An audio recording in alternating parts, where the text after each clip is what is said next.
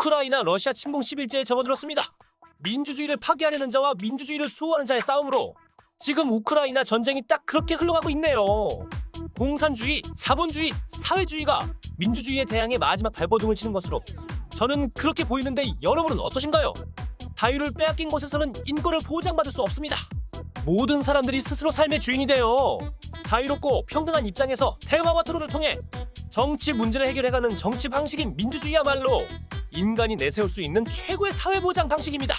사회주의 체제에 스탈린의 31년 장기 독재에 대항하여 당선된 푸틴은 러시아 국민들의 개헌에 압도적인 찬성표를 발판으로 독재 정치를 부활시켰고 최소 32년간 장기 집권을 할 수 있는 발판을 만들었습니다.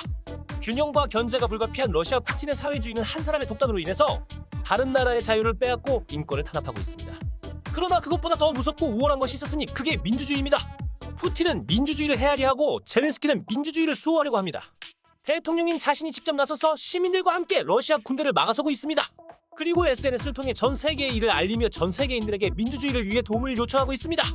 스마트폰 시대가 시작되고 중동 내전을 제외한 유럽본토에서 일어나는 참극인 우크라이나 러시아 전쟁은 유튜브의 실시간 방송과 시민들이 직접 찍어 올린 영상으로 전 세계인들의 열렬한 지지를 받고 있습니다.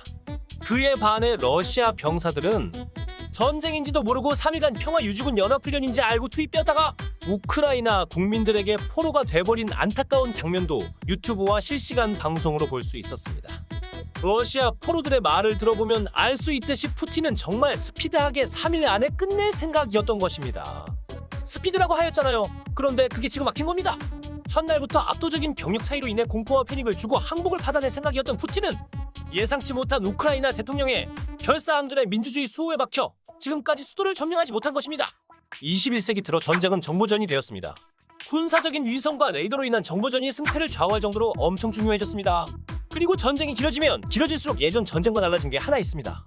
스마트폰화 시대가 시작되어 누구든지 개인 영상을 통해 전쟁의 실상을 적나라하게 전 세계 모두에게 공유할 수 있다는 점입니다.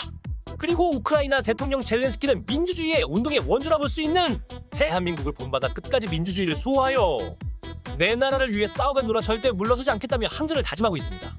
그리고 이에 응답하듯 전 세계의 우크라이나 출신 유명 스타들의 공개 지지와 직접 참전까지 하는 행위를 일어나고 있습니다. 우크라이나 국가대표 주장 맨체스터시티 올렉산드르 진첸코. 우크라이나는 나의 조국 침략을 두고 볼 수 없다. 푸틴은 가장 고통스럽게 죽길. 우크라이나 축구 레전드 안드리 셰브첸코.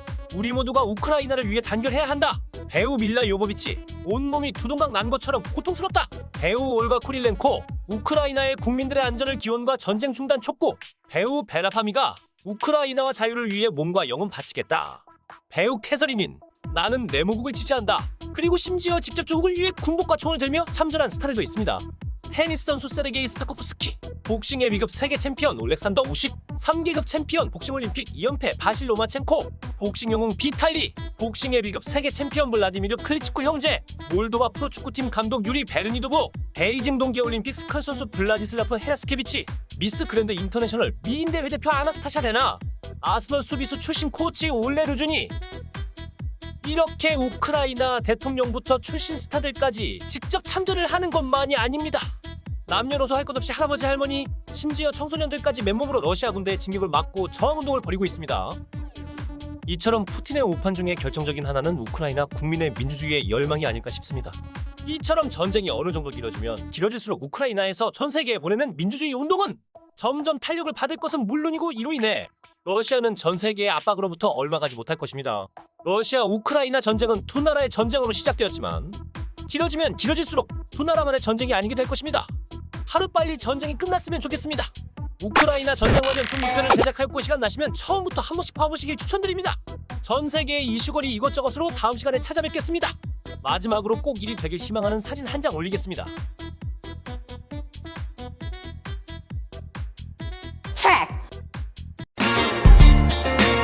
재미있게 보셨으면 구독, 좋아요 부탁드립니다. 감사합니다.